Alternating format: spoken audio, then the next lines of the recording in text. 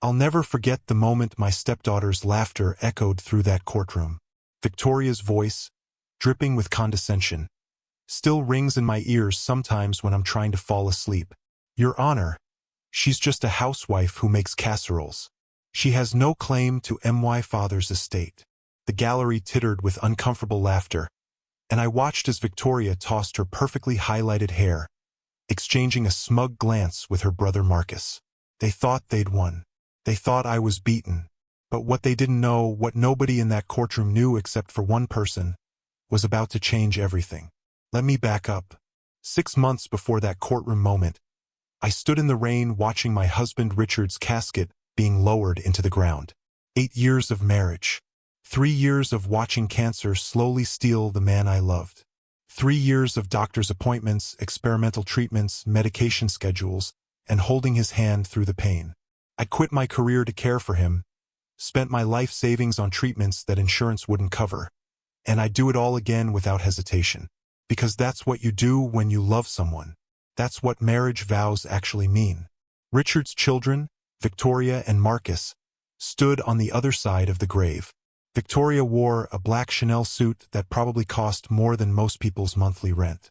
Marcus had flown in from wherever he'd been living that month, looking annoyed that this funeral was interfering with his lifestyle. During Richard's 3-year battle with cancer, Victoria had visited exactly 6 times. Marcus had managed 8 visits, and most of those were within the first few months before the reality of caregiving became too uncomfortable for him to witness. I remember one particular day, about 18 months into Richard's illness, when Victoria did visit. She'd stayed for exactly 45 minutes, spent most of that time on her phone, and left before I'd even finished preparing lunch. As I'd watched her BMW pull out of the driveway, Richard had squeezed my hand weakly from his wheelchair. "I'm sorry they're not kinder to you, Margaret," he'd whispered. "You're the only real family I have left." I told him not to worry about it, that I understood they were processing their grief in their own way. But Richard had just shaken his head sadly, and I'd seen something in his eyes that day. Disappointment, maybe even disgust. At the funeral, Victoria rearranged the flower arrangements I'd carefully selected, moving the simple daisies Richard had loved to the back and bringing forward the ostentatious roses she'd ordered. Marcus told arriving guests that Dad's real family appreciates you coming, making sure to emphasize the word real while looking directly at me. When it came time to leave for the cemetery, they climbed into the family car without even glancing back to see if I needed a ride. I ended up driving myself, following the procession in my old Honda, watching the back of that limousine and feeling very, very alone. But what really caught my attention at the funeral was the man standing with Victoria and Marcus. He was older, maybe in his 60s, wearing an expensive suit and carrying a leather briefcase that probably cost more than my car. I watched as Victoria leaned close to whisper something to him, and he nodded, making notes on a legal pad. Marcus kept glancing at me and then back to this man, and I saw him mouth the words 30 days. The man nodded again. I didn't know who he was then, but I felt a cold knot forming in my stomach. Something was wrong. Something beyond the obvious grief of losing Richard. 1 week after the funeral, I received a formal letter requesting my presence at the office of Gerald Pemberton, attorney at law, for the reading of Richard's will. The address was in the most expensive part of downtown, the kind of building with a doorman and marble floors and the faint smell of old money. I arrived wearing a simple black dress, carrying the worn leather notebook I'd used to track Richard's medical care for 3 years. Every medication, every doctor's appointment, every symptom and treatment was documented in that notebook. I'm not sure why I brought it. Maybe I needed to hold onto something that reminded me of the purpose I'd had for those 3 years. Victoria and Marcus were already in the conference room when I arrived. Victoria wore a cream-colored Valentino dress and pearls. Marcus had on what I'd later learn was a custom Brioni suit. They looked like they were attending a yacht club luncheon, not the reading of their father's will. I'd later discover why they were so dressed up, why they looked so confident, so ready to celebrate. "Oh, Margaret," Victoria said, her voice syrupy sweet with fake concern. "You didn't have to come to this. This is really just for family." She emphasized that last word like a knife sliding between ribs. I took a seat across from them, I am family, Victoria. I was Richard's wife. Marcus laughed, a short, ugly sound. For 8 years. We're his children for life. Gerald Pemberton cleared his throat and opened a folder. He was exactly the type of lawyer you'd expect Victoria to hire. Expensive haircut, manicured nails, and eyes that calculated the value of everything they saw. He began reading in that particular tone lawyers use, making sure every word lands with proper legal weight. Richard's estate was valued at $4.2 million. The family home, a beautiful Victorian mansion that Richard and I had lovingly restored together, was worth $2.1 million alone. There were investment portfolios, vacation properties in Aspen and Martha's Vineyard, collections of first edition books, antique furniture, and various other assets that Richard had accumulated over his successful career as an architect. As Gerald read through the list, I felt increasingly confused. Richard and I had talked about his will many times. He'd been clear about his wishes. He wanted me taken care of. He'd said so explicitly many times, especially in those final lucid months before everything changed. Then Gerald reached the distribution section, and my world tilted sideways. Everything, the house, the money, the properties, the investments, went to Victoria and Marcus. Everything. They would split the $4.2 million estate equally. As for me, Richard's wife of 8 years, the woman who'd held his hand through chemotherapy, who'd researched every possible treatment, who'd spent $247,000 of her own savings on experimental treatments insurance wouldn't cover, who'd bathed him and fed him and loved him until his last breath. I received $50,000 and personal effects. The silence in the room was deafening. I stared at Gerald, certain I'd misheard. But his expression was carefully neutral, professional. This was exactly what he'd expected to read. Victoria broke the silence with an exaggerated sigh of sympathy. "Oh, Margaret, I'm sure you'll be fine. $50,000 is quite generous." "Really? And I'm sure you can probably get a job as a housekeeper somewhere. You're quite good at cleaning." Marcus snorted with laughter. Gerald maintained his professional mask, but I caught the slight upturn at the corner of his mouth. They were all in on this together. This was a performance they'd rehearsed. "When was this will dated?" My voice came out steadier than I felt. Gerald glanced down at the document. December 28th. Just a few weeks before Richard's passing. December 28th. I felt something cold settle in my chest. On December 28th, Richard had been barely conscious. He'd been in and out of awareness, heavily medicated for pain, struggling to recognize people. I knew because I'd been there, documenting everything in my notebook like I always did. There was no way Richard had been competent enough to sign a will that day. No way he could have understood what he was signing. "I'd like to see that will," I said quietly. "That's not how this works," Victoria said quickly, too quickly. "The will has been read. The estate will be distributed. You have 30 days to vacate the house." I looked at Gerald. As Richard's widow, I have a legal right to review the will. For the first time, Gerald's professional mask slipped slightly. He hadn't expected me to know that. "Mrs. Whitmore, I assure you everything is in order. Then you'll have no problem providing me with a copy." I opened my notebook and began writing down dates, names, and details. Gerald's eyes tracked my pen, and I saw something flicker across his face. Concern, maybe, or calculation. "We'll have a copy sent to you," he said finally. "Is there anything else?" I stood up, tucking my notebook under my arm. "Yes, I'll be contesting this will." The room erupted. Victoria's carefully composed expression shattered into fury. "You can't do that. This is Dad's final wish. If it was your father's final wish, then a court will uphold it," I said calmly. "But if it wasn't, if something isn't right here, then I owe it to Richard to find out the truth." I walked out of that office with Victoria's shouts following me down the hallway. As I waited for the elevator, I heard Marcus say something that made my blood run cold.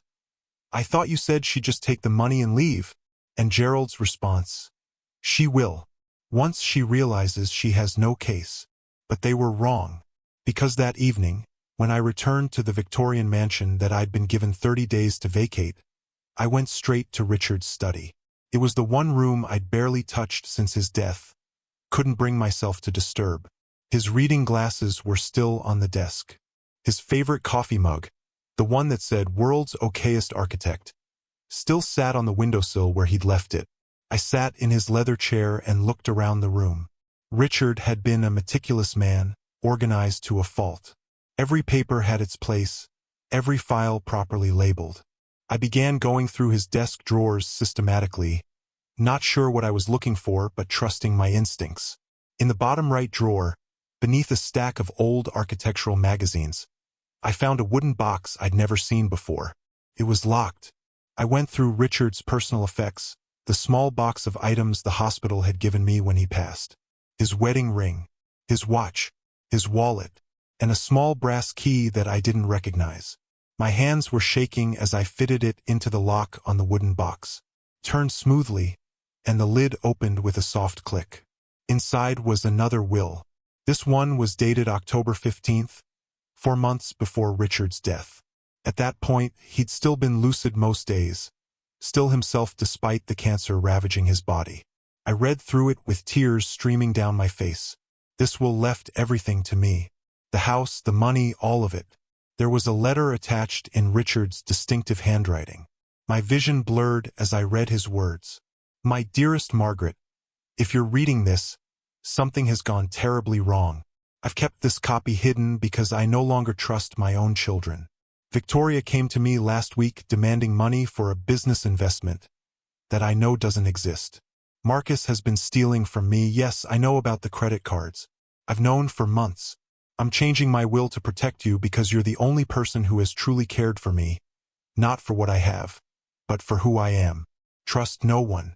If anything seems wrong after my death, check the medical records from St. Augustine Hospital, November 15th.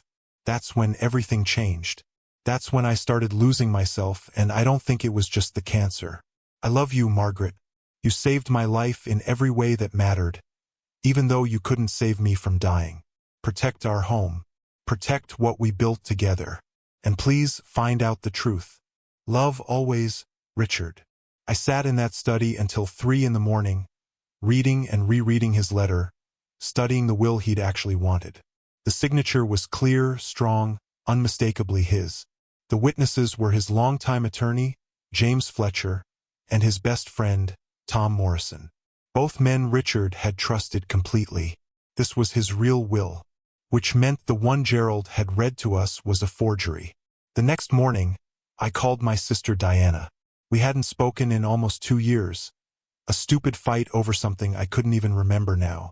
But Diana was a paralegal in Boston, and I needed someone I could trust absolutely. Maggie. Her voice was surprised but warm. Is everything okay? I told her everything. About Richard's death, the will reading, Victoria and Marcus, and most importantly, about the second will I'd found. Diana listened without interrupting, and when I finished, there was a long pause. Maggie, if what you're saying is true, this is massive fraud. Forging a will is a felony. But you'll need more than just the real will to prove it. You'll need to show that Richard wasn't competent to sign the fake will, that there was undue influence, that he left me a clue, I interrupted. Medical records from November 15th. He said that's when everything changed. What happened in November? I pulled up my notebook, flipping back through pages of careful documentation. That's when he suddenly changed. He'd been declining, of course, but it was gradual. Then in mid-November, almost overnight, he became confused. Couldn't remember conversations we'd just had. Would wake up disoriented. At the time, I thought it was the cancer progressing. But Richard was trying to tell me something else was wrong. You need to get those medical records, Diana said. And Maggie, you need a lawyer. A good one. Someone who specializes in estate fraud. I don't have money for that kind of lawyer. I spent almost everything I had on Richard's treatment. Then we'll find one who'll take it on contingency. Because if that will is fraudulent, Victoria and Marcus are going to have to pay for everything, including your legal fees. Over the next few days, I became an investigator. I accessed Richard's medical portal. I still had all his passwords from managing his care. The records from November 15th made my blood run cold. A new doctor I'd never heard of, Dr. Harrison Wolfe, had prescribed a cocktail of medications I'd never seen before. Heavy tranquilizers, cognitive suppressants, medications that would make someone confused, compliant, easy to manipulate. I'd never given Richard those medications. I'd never even seen them, but someone had.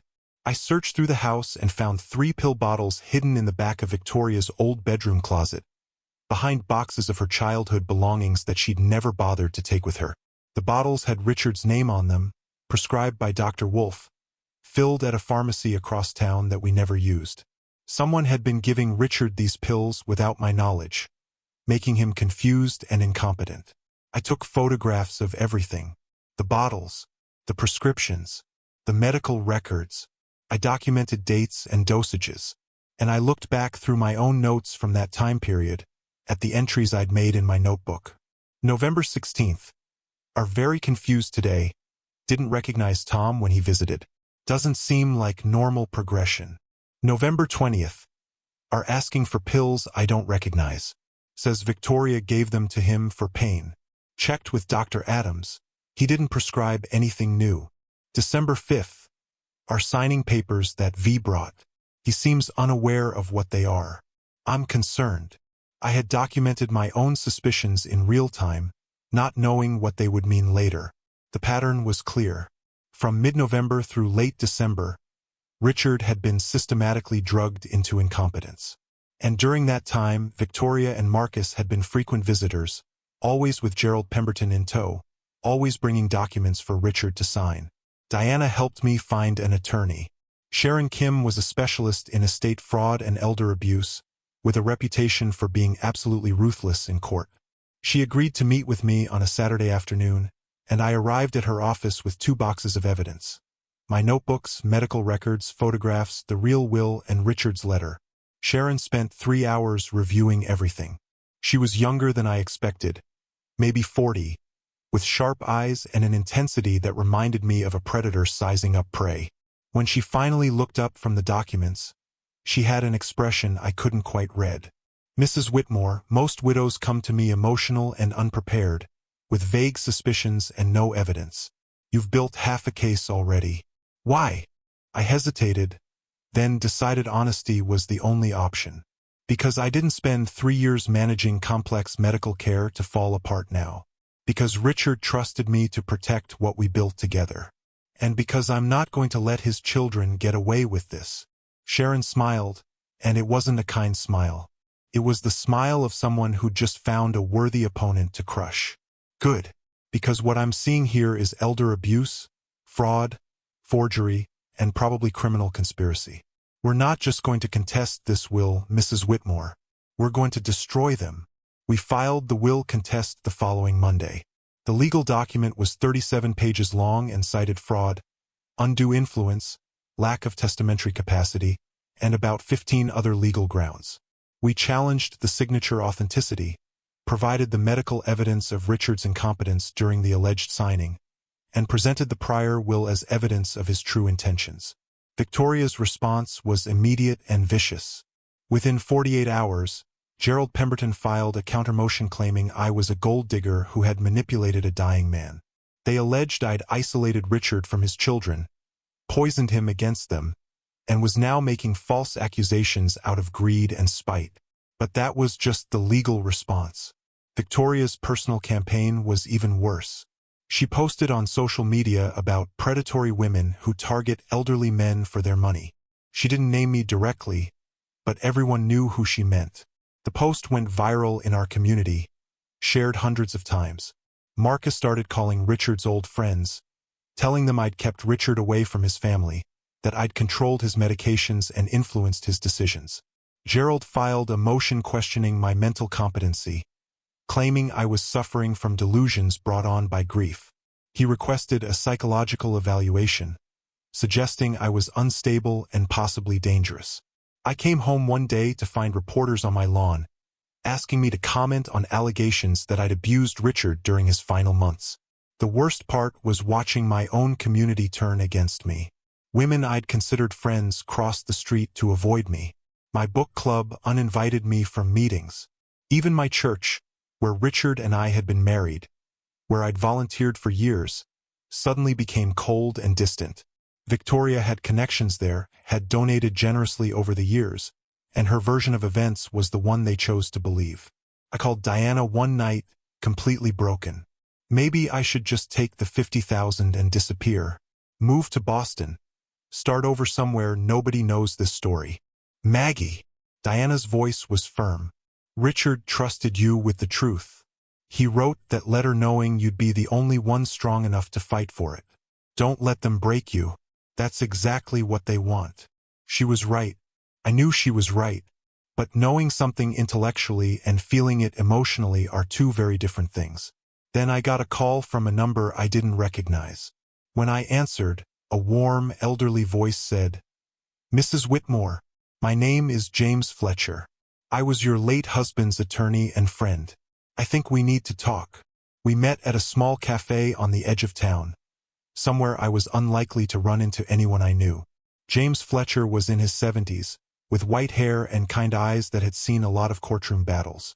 He ordered coffee, I ordered tea, and we sat in a quiet corner booth while he told me something that changed everything. "I was the witness on Richard's real will," he said quietly. "The one from October.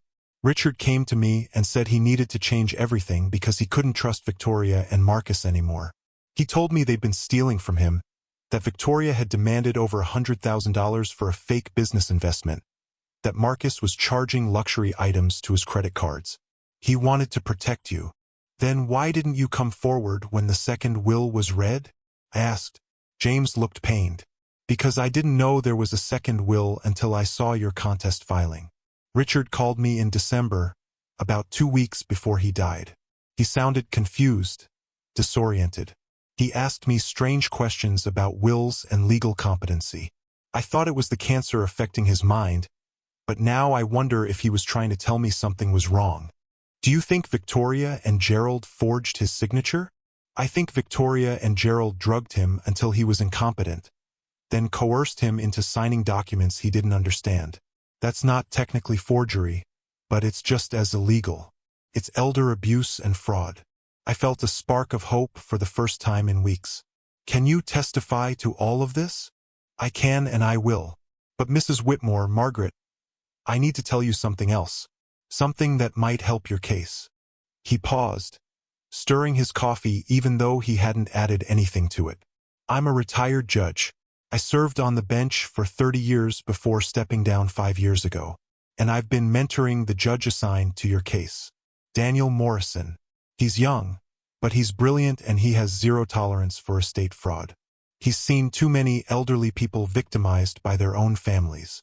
My hands started shaking. "Are you saying?" "I'm saying fight this legally with every piece of evidence you have. Don't hold anything back. Daniel will see through their lies. He's been trained to spot exactly this kind of scheme." Over the next few weeks, Sharon took depositions from Victoria and Marcus.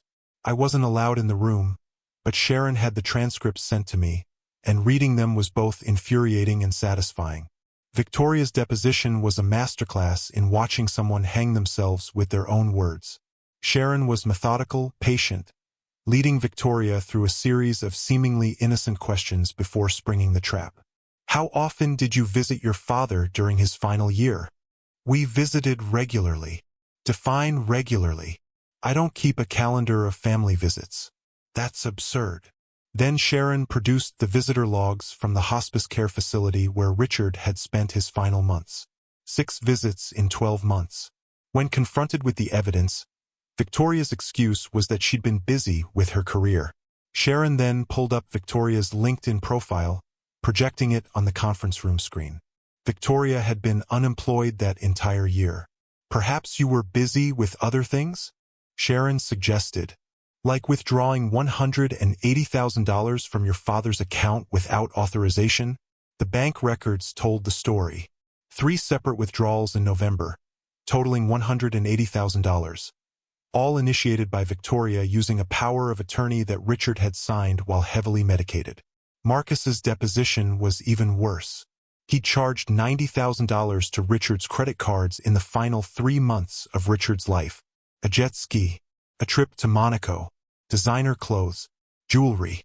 When asked if Richard had approved these purchases, Marcus claimed his father had told him to enjoy life and get whatever he wanted. Sharon produced text messages between Marcus and Victoria. Dad's too out of it to notice. Charge what you can now.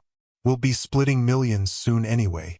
The timestamp on that text was November 18th, 3 days after Dr. Wolfe started prescribing the drugs that made Richard confused and compliant. As we built our case, I interviewed everyone who'd been part of Richard's life in those final months. Rebecca, the hospice nurse, agreed to testify. She told me that Richard had been sharp and lucid until November, then suddenly became confused. She'd reported concerns about the new medications to her supervisor, noting that they weren't standard end-of-life care drugs. Tom Morrison, Richard's best friend for 40 years, came to my house one evening with tears in his eyes. Margaret, I should have said something sooner. Richard told me in October that he was changing his will to protect you.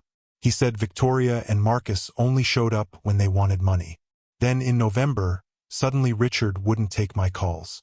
When I did see him in December, he barely recognized me. I thought it was just the cancer, but now I wonder if Victoria was keeping people away from him. Maria, our housekeeper of 15 years, told me she'd seen Victoria going through Richard's papers multiple times when I was out at the pharmacy or grocery shopping. I didn't think much of it at the time, Mrs. Whitmore. I thought maybe she was helping, but she was always so secretive. Would stop what she was doing if I came into the room. Every piece of the puzzle was falling into place. But Gerald Pemberton and his team weren't sitting idle. They launched a full character assassination campaign against me. A private investigator dug through my past and found that I'd been fired from a job 10 years earlier. They presented this as evidence of my unstable character and tendency to make false accusations. What they didn't mention was why I'd been fired. I'd reported my boss for financial fraud. He'd been embezzling from the company's pension fund. I'd been terminated in retaliation, but 3 months later, my boss had been arrested and the company had settled with me out of court. I'd used that settlement money to pay for my mother's final cancer treatment. But Gerald spun the story differently, making it sound like I was a disgruntled employee who'd been fired for poor performance. The local news picked up the story. Gold digger or grieving widow? Was the headline on Channel 7's evening broadcast. They interviewed Victoria, who cried on camera and talked about how her father had been isolated from his family by a woman who'd convinced him his own children didn't love him. I lost more friends. My neighbor of 6 years stopped waving when she saw me. The checkout clerk at my grocery store, who'd known me for years, asked me coldly if I was that woman from the news. I came home one day to find the word thief spray-painted on my garage door. I broke down that night, sitting on my kitchen floor surrounded by evidence boxes and legal documents, crying so hard I couldn't breathe. I called Diana, and when she answered, all I could say was, "I can't do this. I can't keep fighting." "Yes, you can," Diana said firmly. "You know why? Because Richard knew who you really were. He knew what you were capable of. And he trusted you to be strong enough to see this through." The next day, I had another meeting with Judge Fletcher. He found me in the hospital garden. I'd been visiting the spot where Richard and I used to sit during his treatment days. James sat down beside me on the bench. "They're trying to break you before trial," he said. "It's a classic strategy. Make you seem unstable, unreliable, emotional. Make the jury question everything about you." "It's working," I admitted. James was quiet for a moment, watching the birds at the fountain. "Can I tell you what I saw when you came to my office 2 months ago? I saw intelligence, organization, meticulous documentation. I saw someone who'd spent 3 years managing complex medical care without making a single mistake. I saw the same qualities I tried to instill in every young attorney and judge I ever mentored: attention to detail, respect for truth, and absolute integrity. Richard's children have none of those qualities," I said bitterly. "No, they don't. And Judge Morrison is going to see that. He's been trained to spot the difference between genuine grief and calculated greed. Trust the evidence, Margaret. Your truth is powerful enough." Then James told me something I didn't know. "I've been mentoring Daniel Morrison for 3 years. I taught him everything I know about sniffing out estate fraud. He's seen these schemes dozens of times. Adult children drugging their parents, forging documents, manipulating the elderly for money. He's never once ruled in favor of the perpetrators. Not once. Is that why you're telling me this? I'm telling you this because you need to understand something. When you walk into that courtroom, you won't be facing this alone. The law is on your side. The evidence is on your side. And most importantly, Richard is on your side. His voice might be silenced, but his words remain. That letter he left you, that will, those are his testimony. 1 week before trial, Sharon called me with news that made everything click into place. She'd subpoenaed Richard's personal papers from his architectural office, documents Victoria and Marcus had no idea existed. Among them was Richard's personal journal, kept meticulously for decades. I sat in Sharon's office reading Richard's entries from his final months, and I had to keep stopping because I was crying too hard to see the words. October 3rd. Margaret is a saint. I don't know what I did to deserve her. She spent 6 hours today calling specialists, researching treatment options, fighting with insurance companies. Victoria called to ask for money. Again, I told her no. She hung up on me. October 20th. Changed my will today. Victoria and Marcus get nothing. Everything goes to Margaret. She's the only family that matters. The kids have shown their true colors, and those colors are greed and selfishness. Margaret deserves to be protected. November 1st. Something's wrong. I'm having trouble thinking clearly. Margaret isn't giving me any new medications, I checked. Where are these pills coming from? I'm confused all the time now. November 18th. Victoria was here today. She gave me papers to sign. I don't remember what they were. Where's Margaret? Why isn't Margaret here? I can't think. Everything is foggy. December 10th. Don't know what day it is. Papers everywhere. People want me to sign things. Can't think. Need Margaret. Where's Margaret? They said she went shopping, but she never leaves me for this long. Something's wrong. Can't remember. Can't think. His final entry was dated December 20th. The handwriting was barely legible, shaky, and uncertain, so different from his usual precise script. They're winning. Can't fight anymore. Margaret, I'm sorry. Find the truth. I love you. Sharon had to take the journal from me because I was gripping it so hard I was damaging the pages. This is powerful evidence, Margaret. This is Richard's voice documenting his own victimization in real time. No jury could read this and not understand what happened. The trial began on a cold Monday morning in February. The courtroom was packed. Victoria and Marcus sat with Gerald Pemberton at the plaintiff's table, both dressed expensively and looking confident. I sat with Sharon, wearing a simple navy suit, my hands folded around the leather notebook I'd carried with me for 3 years. Judge Daniel Morrison took the bench. He was younger than I expected, maybe 50, with sharp eyes and an expression that gave nothing away. As he reviewed the case documents, I caught him glancing at me once, a look I couldn't quite interpret. Then his gaze moved to Victoria and Marcus, and I saw something flicker across his face. Distaste, maybe, or recognition of what he was dealing with. Gerald Pemberton's opening statement was theatrical. He painted me as a calculating seductress who'd preyed on a lonely widower. He showed photographs of me and Richard together, me at 35 when we'd met, Richard at 62. The age difference was clear, and Gerald exploited it mercilessly. Ladies and gentlemen, this is a classic case of a younger woman targeting an older man for his wealth. She isolated Richard Whitmore from his children, convinced him that his own family didn't love him, and manipulated him into changing his will. Now that he's gone, she's making wild accusations of fraud and conspiracy because she didn't get everything she wanted. Sharon's opening statement was different, quieter, more devastating. Richard Whitmore's children drugged their dying father, forged his will, and stole his final wishes. The evidence will show a pattern of elder abuse, financial exploitation, and betrayal. And it will show that the only person who truly loved Richard, the only person who cared for him without expectation of reward, was the woman they're trying to destroy today. Victoria took the stand first. She was poised and confident, playing the role of grieving daughter perfectly. Under Gerald's friendly questioning, she talked about her wonderful childhood, how close she'd been to her father, how much she missed him. Then Sharon began her cross-examination, and everything changed. Ms. Whitmore, you testified that you were very close to your father? Very close, yes. Yet you visited him only 6 times during his final year? Victoria's composure cracked slightly. I explained that. I had career demands. Your LinkedIn profile shows you were unemployed that entire year. The courtroom went silent. Victoria's mouth opened and closed like a fish. I was between positions. Consulting. Sharon produced bank records. You withdrew $180,000 from your father's account in November. What did you use that money for? That was for investments. What investments? Show me receipts. Show me any evidence that this money went to anything except your personal expenses. Victoria couldn't, because there was no evidence.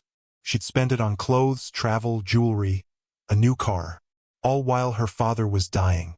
Then Sharon played the recordings. Richard had kept a voice-activated recorder in his study. I hadn't known about it until Sharon found it during discovery. The recordings from November and December were damning. Victoria's voice came through the speakers, clear and cold. Dad, you need to sign this. It's for your own good. It'll protect your legacy. Richard's voice, confused and slurred. Where's Margaret? I need Margaret. Victoria's response. She's not here. Just sign the paper, Dad. Sign it now. Another recording, this one with Gerald Pemberton's voice. Mr. Whitmore, do you understand what you're signing? Richard. I don't know. I can't think. Everything's foggy. Gerald. That's all right. Just sign here. Your children know what's best. The courtroom was completely silent except for Richard's voice, preserved forever, documenting his own victimization. I watched Victoria's face crumble, watched Marcus sink lower in his seat. When Sharon finally released Victoria from the stand, she practically ran back to her seat. Her perfect mask had shattered completely. The medical expert testimony was next. Dr. Sarah Chun, a specialist in geriatric medicine, reviewed all of Richard's medical records. Her conclusions were devastating for Victoria and Marcus's case. Mr. Whitmore was prescribed a combination of medications that would severely impair cognitive function. Benzodiazepines, heavy sedatives, and drugs typically used for advanced dementia. These medications, taken together, would render someone confused, compliant, and unable to make informed decisions. No legitimate doctor would prescribe this cocktail to a cancer patient unless the goal was to incapacitate them. Gerald tried to shake her testimony, but Dr. Chun was unflappable. These medications had no therapeutic value for Mr. Whitmore's condition. Their only purpose was to make him unable to resist or question what was happening to him. Dr. Harrison Wolfe was subpoenaed to testify. He was nervous, sweating, avoiding eye contact. Under oath, he admitted that Gerald Pemberton had referred him to Richard, had paid him in cash, and had specifically requested medications that would keep Mr. Whitmore comfortable and compliant. When asked if he'd ever met with Richard in person to assess his condition, Dr. Wolfe admitted he hadn't. He'd prescribed powerful drugs to a patient he'd never examined, based solely on Gerald's requests. Judge Morrison's expression of disgust was visible from across the courtroom. Then it was my turn to testify. I walked to the stand with my notebook clutched in my hands, feeling every eye in the courtroom on me.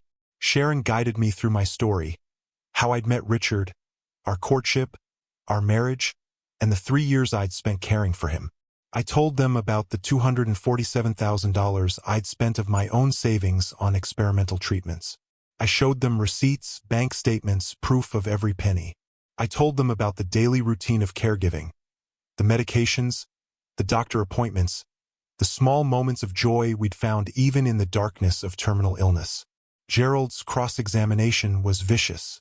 He tried to paint me as a gold digger, tried to suggest I'd manipulated Richard, tried to make me seem calculating and cold. But I had my notebook. For every accusation, I had documentation. For every claim, I had proof. Mrs. Whitmore, isn't it true that you isolated Richard from his children? No. I have records of every time I called Victoria and Marcus to update them on their father's condition. Would you like to see the phone logs? I called Victoria 47 times in the final year. She answered 11 times and returned 4 calls. I called Marcus 53 times. He answered 8 times and never returned a call. Gerald tried another angle. You spent a great deal of money on Richard's care. Perhaps you expected to be repaid from his estate. I spent that money because I loved him, because he was my husband and I wanted him to have every possible chance to live. The thought of being repaid never entered my mind. How convenient that you documented everything so thoroughly, almost like you were building a case. That's when I looked directly at the jury. I documented everything because I was a caregiver managing complex medical care. One wrong medication, one missed appointment, one error in dosage could have killed him. I kept those records to keep him alive as long as possible. The fact that they now prove I was the one who truly cared for him, that's not convenience. That's just truth. Sharon's redirect was brief. She had me read entries from my notebook. The daily expressions of love for Richard, the small victories we celebrated, the moments of connection even as cancer stole him from me. By the time I finished, several jurors were crying. Then Sharon entered Richard's journal into evidence and read key passages aloud. Richard's voice filled the courtroom one final time, telling everyone exactly who had loved him and who had betrayed him. Gerald tried to object, tried to claim the journal was unreliable, but Judge Morrison overruled him. This is the deceased's own testimony, written in real time. It's absolutely admissible. The final day of trial arrived, and Gerald was making his closing argument. He'd clearly realized his case was crumbling, but he pressed on, trying to salvage something. He was mid-sentence, saying something about how I'd manipulated Richard and couldn't be trusted, when Victoria made her fatal mistake.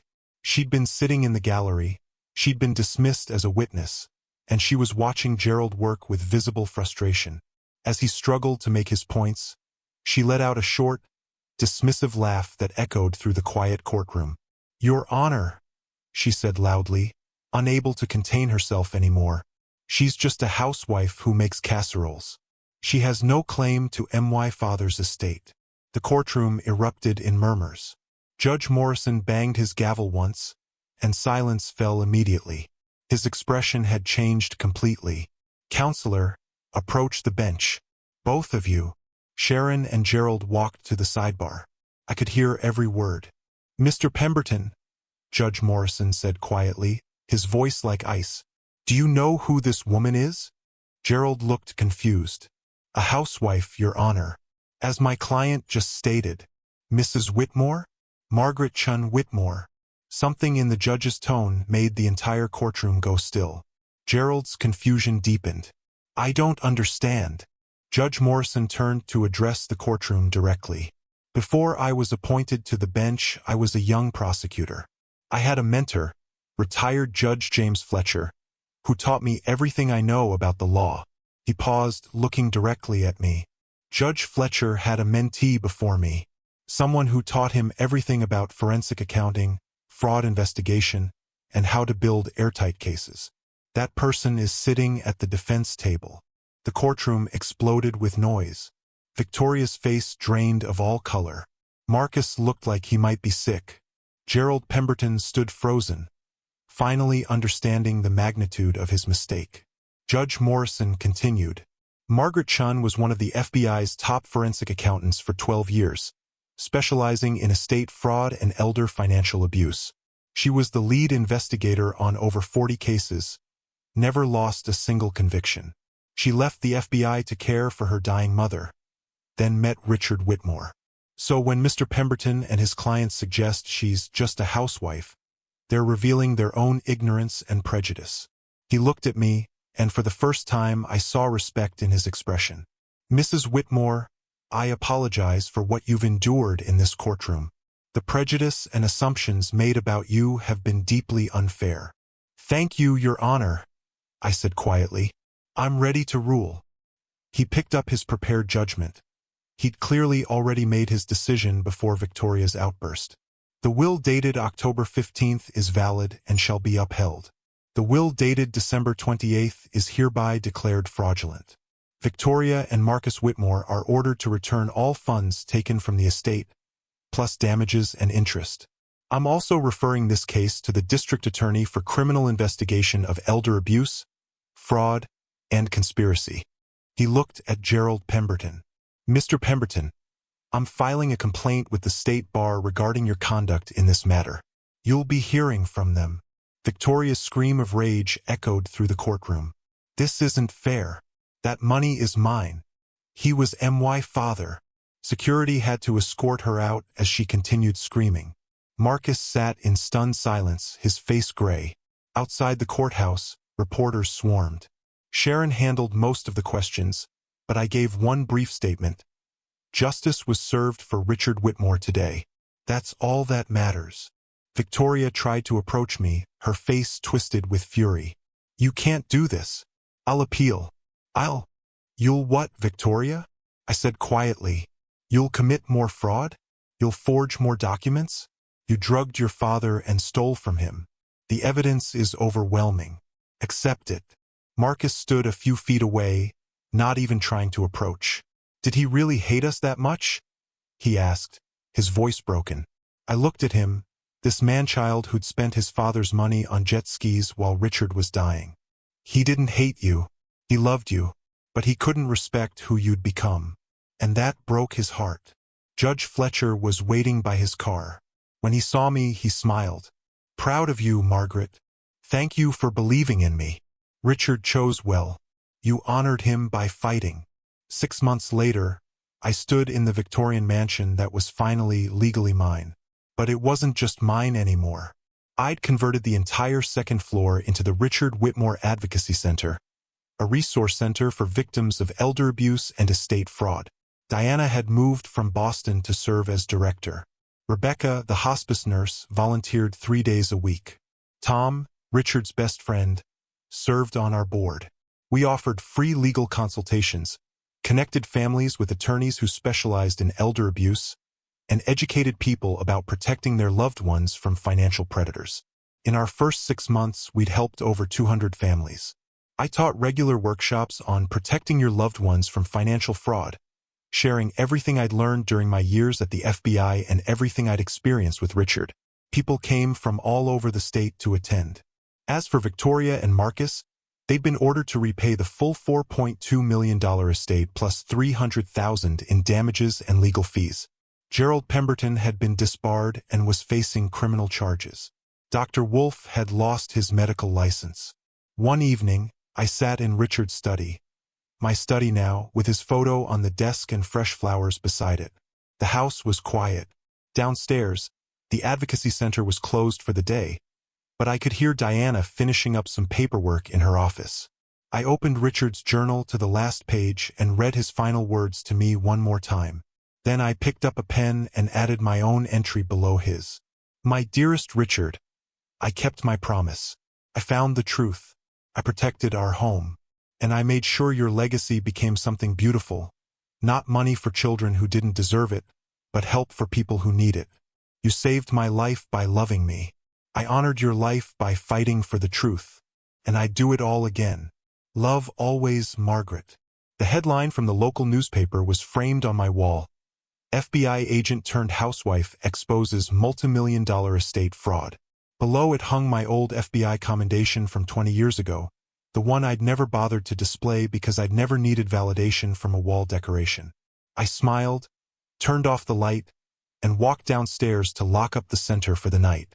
Tomorrow, we had 3 new families coming in for consultations.